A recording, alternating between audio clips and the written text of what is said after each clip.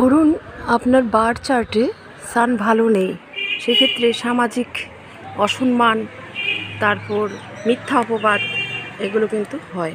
রাহুকেতু যদি বার্থ চার্টে এফেক্টেড থাকে এবং সান এফেক্টেড থাকে, সেই ক্ষেত্রে বলবো সান এমন একটা প্ল্যানেট যার দেখুন কোনো দিন আমাদের সূর্যোদয় সকাল 6টায়, কোনো দিন 8টায়, কোনো দিন 9টায়, এরকম কিন্তু হয় না। একটা ডিসিপ্লিন মেনটেন করে 12 মাস কিন্তু এরকমভাবেই হয়। সুতরাং আপনার বাচ্চাটি যদি সানকে ভালো করতে চান, অবশ্যই কিন্তু একটা ডিসিপ্লিন মেনটেন করবেন। কী ধরনের ডিসিপ্লিন?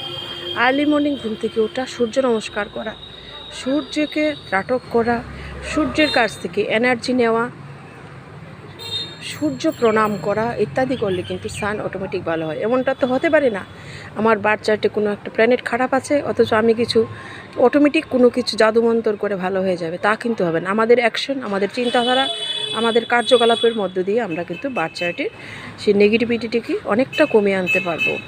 সুতরাং এটা করে দেখুন, অবশ্যই একটা এফেক্টিভ প্রভাব, পজিটিভ প্রভাব কিন্তু আপনার জীবনে পড়বে। Thank you.